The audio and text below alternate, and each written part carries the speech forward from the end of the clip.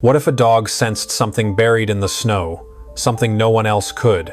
He didn't bark, he didn't run, he simply stood still and waited. That's how it began. Not with a scream, but with silence. And when they uncovered what he had found, nothing in that cabin would ever be the same again. If you believe that animals feel what we can't explain, hit subscribe. This story might stay with you longer than you expect. The wind crawled down from the Cascades like a restless animal, coiling through the old pine forests and pressing cold fingers against the earth. It was early January in Pine Ridge, a remote township in eastern Oregon, with no more than a dozen cabins tucked between the ridgelines and the river bend. Snow had fallen steady for 3 days, blanketing everything in a thick white hush. Even the birds had gone quiet. On the edge of the woods, in a weather-beaten cabin with a rusted metal chimney and smoke barely rising from its mouth, the only sign of movement came from a dog. His name was Shadow. He was a 4-year-old German shepherd with a thick sable coat, deep amber eyes, and a posture that held both grace and vigilance. Though young, his gaze carried the weight of something older, something that had seen more than it could explain. Shadow didn't bark without reason, and he didn't stir unless something stirred within him. That evening, as snow crept higher against the porch, Shadow rose from his spot by the fire, ears tilted forward. He sniffed once, twice, then turned sharply toward the door. Inside the cabin, Thomas Reed sat by the wood stove, slowly peeling an apple with a pocket knife. He was a man in his late 50s, broad-shouldered with a thick, weathered beard and deep-set blue eyes. His hands, calloused and strong, moved with the precision of someone used to work and silence. Thomas had once worn a badge, had once run towards sirens and chaos. But that was before his wife passed, before the world narrowed into quiet days and lonely nights. He spoke little now, even to himself. But when Shadow let out a low, throaty whine and pawed at the door, Thomas looked up. "You hear something?" he muttered, more to the fire than the dog. Shadow whined again, pacing once to the window and back. There was no mistaking Ith wanted out. Thomas sighed, rising stiffly from his chair. He grabbed his coat from the hook and slid his boots over thick wool socks. The storm hadn't let up, and the cold outside bit straight through to the bone. But when Shadow pushed the door with his nose and bounded out into the snow, Thomas followed without another word. The snow was knee-deep and drifted unevenly across the forest path. Thomas trudged behind the dog, his breath forming clouds in the dimming light. Shadow moved quickly, nose close to the ground, cutting a determined path through the white silence. He didn't stop to sniff fallen branches or chase phantom scents. This was different, purposeful. Thomas felt his pulse pick up, though he didn't know why. They passed the edge of his clearing, down a slope littered with bramble and dormant fern. At the foot of a narrow trail, Shadow halted. He sniffed the air, ears stiff, then began to dig frantically beside a snow-covered log. Thomas caught up just in time to see a flash of blue fabric buried beneath the white. His breath caught. "Dear God," he whispered. He dropped to his knees, brushing away the snow with his bare hands.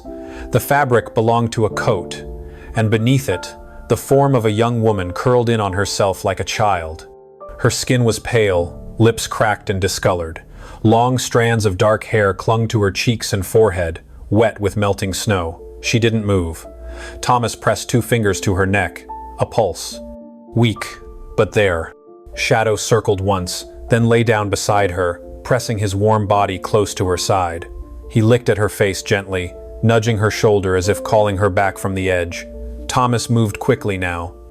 He wrapped her in his own coat, lifting her with arms stronger than they looked. She was lighter than expected, fragile in a way that made his throat tighten. Without a word, he turned back toward the cabin, Shadow walking beside him every step of the way. Inside, the fire roared to life. Thomas set her gently on a cot near the hearth, layering her in flannel blankets and wool quilts. He boiled water, filled a hot bottle, and placed it at her feet. Her face remained motionless, but her chest rose and fell in shallow breaths. Shadow lay close, never once looking away from her. Thomas didn't ask questions. He didn't need to. The woods rarely offered easy answers, only people who had run out of places to go. That night, as the wind screamed outside and the storm built strength, three figures remained in the flickering glow of firelight. A man who had lost, a woman nearly lost, and a dog who refused to leave her behind. The storm passed sometime before dawn, but the cold lingered like breath on glass. Outside, snow clung to the branches in thick white sheaths, and icicles hung like frozen teeth from the roof's edge. Inside the cabin, the fire had fallen to coals, glowing faintly beneath the iron grate. Thomas stirred first. He was a man used to waking early, though today he had slept past his usual hour. The weight of what had happened the night before lay heavy in the air. He glanced toward the cot near the hearth where the girl still lay wrapped in blankets, her face turned slightly toward the warmth. Her breathing was shallow but steady. Shadow sat beside her, alert and still, as if he'd been guarding her every breath through the night. Thomas moved quietly through the kitchen area, reheating the kettle and pouring a tin mug of weak coffee. He drank it black, his thoughts elsewhere. He didn't know who she was, where she'd come from, or how she'd ended up half buried in snow. But something about the way Shadow had stayed with her, refused to leave her side, made him feel like her presence wasn't just coincidence. When he glanced over again, he noticed her eyes flutter open. She didn't gasp or speak. Her eyes searched the ceiling, then the walls, then Shadow's face. Her expression shifted from confusion to fear, and her body tensed beneath the quilts. Shadow didn't move. He only blinked slowly and rested his head on his paws, a quiet reassurance that no harm would come from him. Still, the girl flinched when she noticed Thomas approaching, cup still in hand. "You're safe," he said, voice low and graveled with sleep. "You're in my cabin, found you in the woods." She stared at him without responding, her eyes wide but unreadable. She looked young, maybe mid-20s, with delicate features and long dark hair that framed her face in tangled waves. Her skin was pale with a bluish undertone, a sign that the cold had reached too deep. Her hands, peeking from under the blanket, were scraped and red. He set the mug down on the small table beside her and stepped back. "Name's Thomas Reed. You don't have to talk yet. Just rest." She blinked again but said nothing. After a long moment, she turned her face toward Shadow and whispered so softly it was barely audible. "He stayed with me." Thomas nodded. "That's Shadow. He's got a mind of his own. Does things I don't always understand." She watched the dog, and her shoulders slowly eased back against the mattress. Thomas could see that her body was still trembling beneath the covers, more from tension than from cold. He didn't press her with questions. Years on the force had taught him what silence could mean. Sometimes it was a shield, sometimes a dam holding something too heavy to release. The morning passed quietly. Thomas busied himself with small tasks, refilling firewood, boiling water for broth, checking for any damage to the cabin's roof. He moved with purpose, but his attention never drifted far from the girl on the cot. Shadow rarely left her side. When she winced or stirred, he would rise, ears perked, and nuzzle her hand with the tip of his nose. By mid-afternoon, she tried to sit up. Her limbs trembled, but she pushed herself upright with effort. Thomas was standing by the stove when he noticed. He crossed the room slowly and crouched near her, not too close. "You shouldn't move too much yet." She shook her head. Her voice, when it came, was ragged but clear. "I can't stay long," he frowned. "You're not in any shape to go anywhere." She looked down at her lap. "I wasn't supposed to be here at all." There was something hollow in her voice, something scraped raw. Thomas didn't press. Instead, he asked, "You got a name?" A pause. Then she said, "Rachel." She hesitated, then added, "Just Rachel." Thomas nodded once. "All right then, Rachel it is." She didn't elaborate, and he didn't expect her to.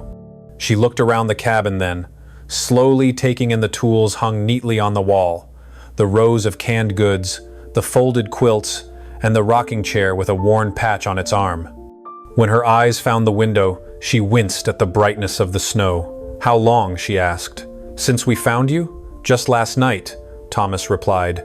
"If Shadow hadn't pulled me out of the house, I wouldn't have known." Her eyes moved back to the dog. "He saved me." Her fingers reached toward Shadow's head, and he leaned gently into her touch. Thomas watched the moment, something shifting inside him he couldn't quite name. He hadn't had anyone in the cabin but the dog in years. It felt strange to hear a new voice in the room, to see unfamiliar hands warming by his fire, but it didn't feel wrong. That night, after Rachel had fallen asleep again, Thomas sat at the kitchen table, turning a wooden block in his hands. He wasn't carving, just holding it, thinking. Outside, the wind had died down. Inside, Shadow curled at the foot of the cot, his ears twitching, as if still listening for something. Thomas glanced at them, one girl, one dog, and wondered what it was that had brought her to the forest and what, or who, she might be running from. He didn't have answers, only instincts, and those told him this wasn't over. Not yet. The days that followed moved slowly, wrapped in silence and frost. Snow still clung to the world beyond the window, but inside the cabin, warmth grew in small, unspoken ways. Thomas kept the fire steady, rising early to tend it before Rachel stirred. She rarely said much, but her eyes followed every sound, every flicker of light, every movement from either man or dog. She watched Thomas when he chopped wood just outside the porch, the easy rhythm of his axe splitting logs like the slow tick of a clock. She watched Shadow too, especially when he paced or shifted, as though sensing something she could not yet name. Rachel's body healed faster than her nerves. Her hands, once trembling, now wrapped the tea mug with a steadier grip. Her cheeks had taken back a hint of color, though she still kept her hair pulled low, as if trying to hide behind it. Her clothes had been washed and dried, folded neatly by her cot, but she hadn't touched them. She wore one of Thomas's oversized flannel shirts, sleeves rolled up and collar loose. It hung from her small frame like a borrowed life. One morning, Thomas noticed the bruises. He hadn't seen them before, not clearly. But as she reached up to adjust the edge of the curtain, her sleeve slipped, revealing a faded purple mark on the inside of her arm, shaped like fingers once wrapped too tightly. He said nothing, just turned back to the stove, but his jaw tightened, and he stirred the broth slower than usual. Later that day, when she stepped outside to sit on the porch, Shadow followed and lay beside her. She placed a hand absently on his neck, and he leaned into the touch without moving otherwise. That evening, with the fire whispering low and the wind beginning to rise again, Rachel finally spoke. Her voice was thin but not brittle. It carried something deeper beneath it. "Have you ever heard of Mercy Haven?" Thomas looked up from the table where he was sanding the edge of a drawer. "Can't say I have." She nodded once, lips pressed together as if confirming something to herself. "It's not a real town. Not legally. Just a place people send girls when they don't want to deal with them anymore." Thomas didn't reply. He let her speak, the way he always did when silence proved more useful than questions. "They call it a faith-based community," she continued, her fingers resting on the rim of her mug. "Run by a man named Pastor Boone. There are women there too, older ones. They quote scripture like it's armor. They tell you you're broken, that the world out there will ruin you, that they're saving you from it. But what they really do is make you small, make you quiet. Take away your name and give you rules instead." She blinked, and Thomas saw that her gaze had gone somewhere far away, somewhere frozen and dim. "I was sent there when I was 17. After my mom died, my aunt thought it was best. Said I needed guidance, said grief could be fixed with discipline. I stayed 5 years. I did everything right. I worked in the laundry, I memorized verses, I never raised my voice. But it didn't matter. One day, one of them decided I was too proud, that I smiled too easily, so they locked me in the basement. No windows, just a mattress and a Bible." She paused, swallowing hard. "That's where I stitched my own hand. They told me it would help me remember humility." Thomas said nothing. His hands had gone still. The fire cracked softly, filling the space between her memories and the present moment. "I ran during a supply trip," she said. "Slipped out behind the van while they were loading crates. I didn't have a plan, just the woods. I followed the tracks of an old trail and kept walking until I couldn't anymore." She turned to look at Shadow. "And then I woke up here, with him beside me." Shadow, lying at her feet, shifted just slightly, as if acknowledging the weight of her words. He looked up at her with calm, loyal eyes, then rested his head on her boot. Thomas stood, walked to the cupboard, and poured her another cup of tea. He set it beside her without speaking, but his hand lingered for a moment on the table. "You're not going back," he said. "Not unless it's your choice." Rachel's eyes glistened, but she didn't cry. She simply nodded once and wrapped her hands around the mug. Later that night, long after Rachel had gone to sleep and Shadow had taken his usual place near the door, Thomas sat by the window with the lamp turned low. He stared into the darkness where the trees stood heavy with snow, and for the first time in years, he felt something stir in him that wasn't regret. It was small, but it was there. A sense that something might still be mended. It was just after dawn when Shadow began to pace. His nails tapped softly against the wooden floor, his breath steady but sharp with alertness.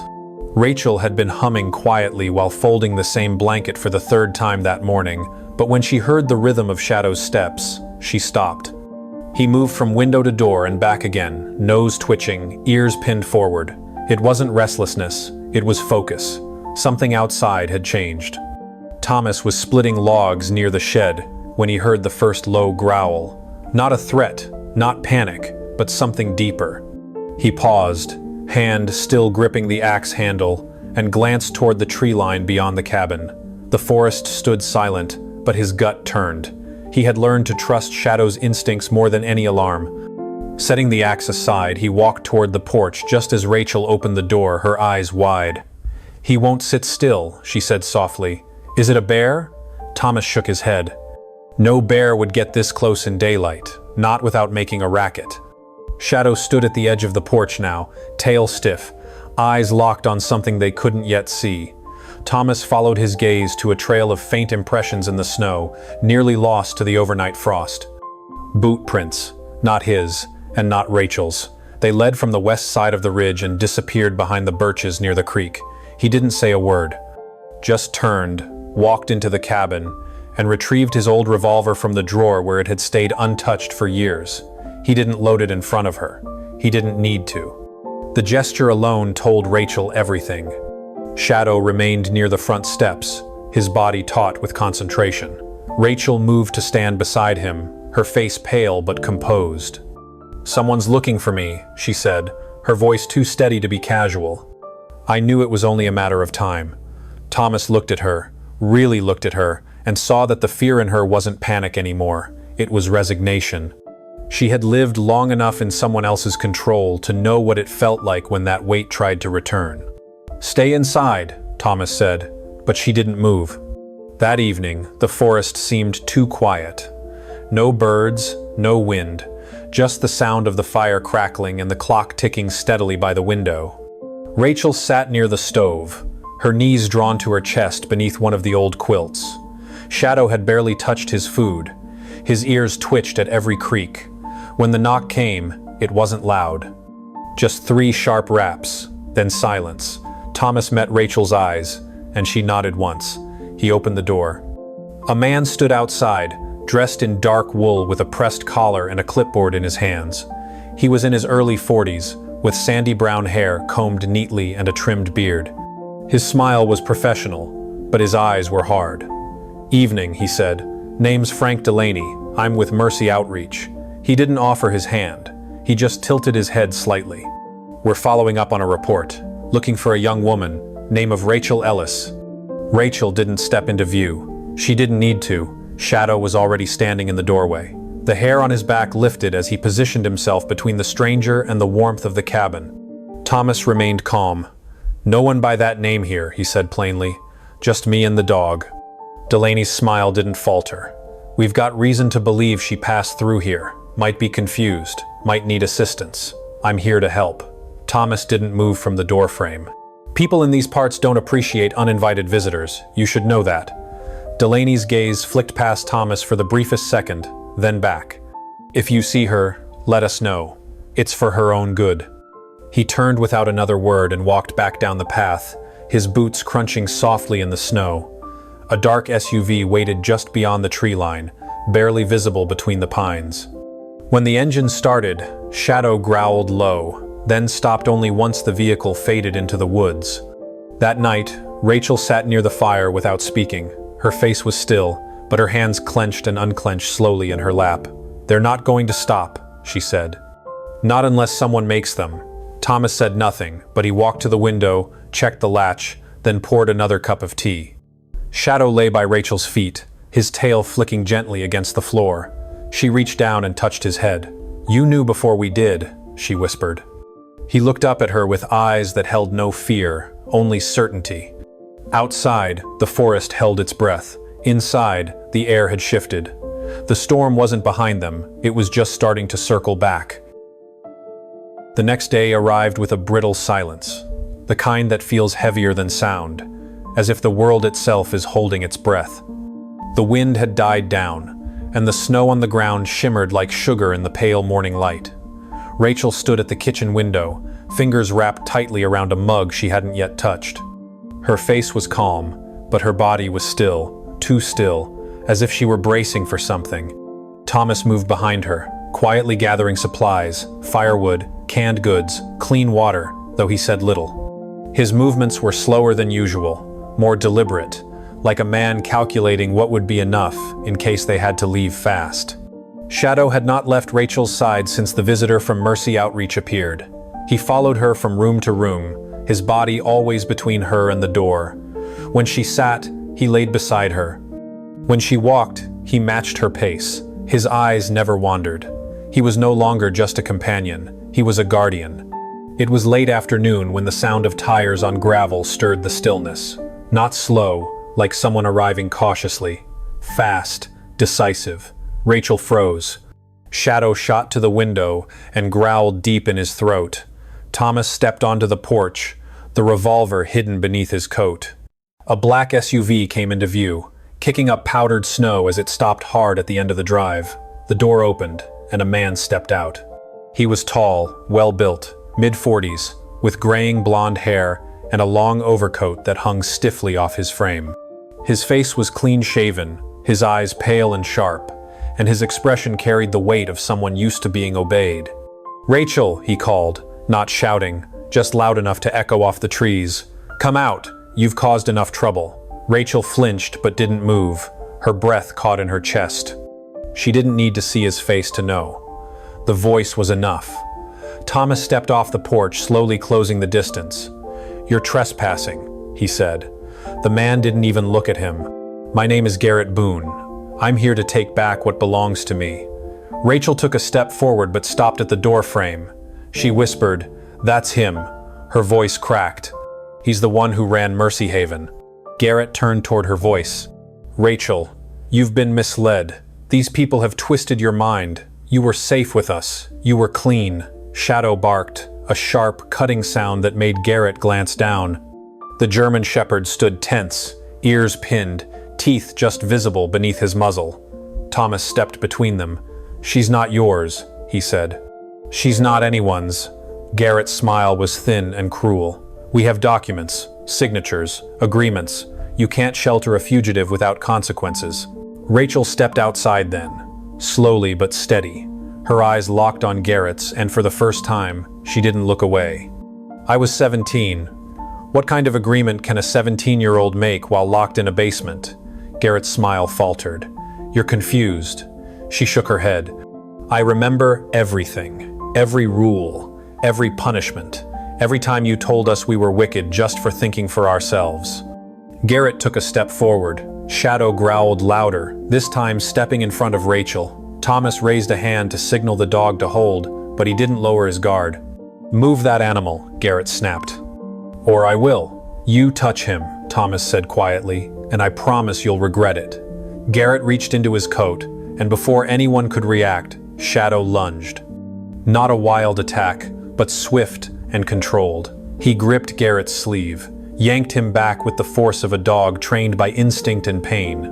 Garrett stumbled, cursed, and swung at the air, but Shadow didn't release until Thomas called him off. Rachel didn't scream. She didn't cry. She stood firm, eyes blazing.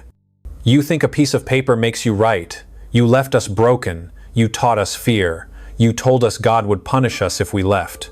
Garrett staggered upright, brushing snow from his coat. "You're nothing without that place," he hissed. You'll crawl back when the world forgets you. Then let it forget me, she said, because I'd rather disappear than go back to being silent. The standoff broke when sirens pierced the trees. A sheriff's vehicle rolled up the road, tires crunching slow and deliberate. An older man stepped out, wide-brimmed hat, badge pinned, crooked on his vest, eyes sharp and quiet. Sheriff Dean Whitlock had lived in Pine Ridge his whole life, and he knew trouble when he saw it. Garrett turned, immediately launching into protest, waving forms and papers. Sheriff Whitlock listened, eyes unreadable. Then he turned to Rachel. "Ma'am, is this man threatening you?" "He is," she said, "and he's lying about everything he says." The sheriff nodded once. "Sir," he said to Garrett, "you're going to need to come with me. We'll sort this out downtown." Garrett tried to resist, but the sheriff was calm and firm. Within minutes, the man who had once controlled every room he entered was cuffed and led away, his voice growing smaller as he disappeared into the trees. That night, the wind rose again, but the cabin was quiet. Rachel sat by the fire, shadow curled beside her. Thomas brought her a new quilt, hand-stitched and heavy, and laid it across her lap. "You didn't run this time," he said. She looked at him, something soft flickering behind her tired eyes. "Because this time," she said, "someone stood with me." Spring crept back into Pine Ridge without ceremony. The thaw came slowly at first, dribbling down from the ridgelines, softening the forest floor and sending meltwater trickling through the creek beds. By April, the snow had surrendered to mud and moss. The trees, once skeletal with winter, had begun to sprout shy buds, and the scent of pine hung warm and sharp in the morning air. In the small clearing behind the cabin, Rachel knelt in the soil. Dirt streaked across her forearms as she tucked new seedlings into the ground. She worked quietly, with care, fingers pressing the roots gently into place like she was introducing them to the earth rather than burying them. Shadow lay a few feet away, head on his paws, eyes tracking her every motion. His ears twitched occasionally at the call of birds overhead, but otherwise, he remained still, content in the way only a dog at peace can be. The cabin itself had changed in subtle ways. A new window had been added to the eastern wall, framed with weathered wood Thomas had salvaged from an old shed. A pair of handmade chairs now rested on the porch, carved from pine and etched with simple looping patterns. The second chair had been Rachel's idea. "So you don't always have to sit alone," she'd said. And Thomas, who rarely agreed to suggestions without a long pause, had built it that same afternoon. Inside, Rachel had taken to rearranging small things. The cutlery drawer now opened the other way, and the tea sat on a higher shelf. She'd woven a cotton curtain for the front window and stacked books by the bedside table. None of these things were declarations. They were whispers of a life resumed. That evening, as the sun dipped behind the hills and the sky turned the color of old brass, Thomas sat by the wood stove, reading from a well-worn book of stories. Rachel was on the floor, her back against the couch, knitting something half-finished in her lap. She paused, then looked up. "Do you ever miss it?" she asked. "Before all this?" Thomas closed the book without marking the page. "Sometimes," he said, "but not the quiet. I used to think silence meant safety. Now I know better." Rachel nodded slowly, then smiled. "I used to be afraid of silence, thought it meant being forgotten." Shadow lifted his head then, as if agreeing, and walked over to her. She ran her fingers through his thick coat, smoothing down a patch near his shoulder. "You saved me," she whispered, not to Thomas, not even to herself, but to the dog that had led her back from the edge. The next week, a letter arrived. It was delivered by Sarah Littlefield, the town's postmistress, a woman in her 60s with a narrow jaw, high cheekbones, and sharp gray eyes that missed nothing. She wore denim overalls and a thick canvas jacket, and her horse snorted impatiently as she slid down from the saddle. "Brought you something from the sheriff's office," she said, handing Thomas the envelope. "Thought you'd want it sooner than later." Her gaze flicked toward Rachel, who stood just inside the doorway. "You look stronger," Sarah said simply. Rachel nodded. "I feel it." After she rode off, Thomas opened the envelope. It was an official letter, stamped and signed, confirming that all claims from Mercy Outreach had been nullified. An internal investigation had discredited their leadership, citing abuse and coercion. Garrett Boone was facing charges in federal court. Rachel read the letter silently. When she was done, she folded it once and tucked it into the wood stove without ceremony. "It's done," she said. "No more names, no more files." Thomas didn't argue. He simply nodded and went back to his chair. That night, Rachel stepped outside into the moonlight. The clearing glowed silver, and the trees stood like silent witnesses around her. She walked barefoot through the soft grass, shadow trailing just behind her. She stopped near the garden, looked up at the sky, then down at the dog beside her. "You brought me home," she said. "Not the cabin, not even him, you." Shadow blinked slowly, then pressed his head against her leg. She smiled and knelt beside him, holding his face in both hands. "I'm not lost anymore," she whispered, "and neither are you." From that day forward, life in Pine Ridge settled into a rhythm that felt more like a heartbeat than a pattern. Rachel stayed, not because she had nowhere else to go, but because she chose to. Thomas no longer counted the days since his wife's passing, and he no longer carved alone. Shadow, the dog who had once paced through snow and silence, now chased butterflies through meadows and barked softly at clouds. And when people in town told stories, they didn't speak only of the girl who escaped or the man who took her in. They spoke of the dog with the dark coat and golden eyes, the one who waited, the one who stood, the one who never gave up. Sometimes, the quietest acts of love are the ones that change everything. Not the grand rescues or the loud declarations, but the patient waiting, the silent guarding, the loyalty that never wavers. Shadow didn't ask for thanks, he simply stayed, and in doing so, reminded them both what home could mean. If this story touched your heart, share it with someone who still believes in second chances. And if you'd like to hear more true stories of hope, healing, and the animals who walk beside us, we'd love to have you stay a little longer and subscribe.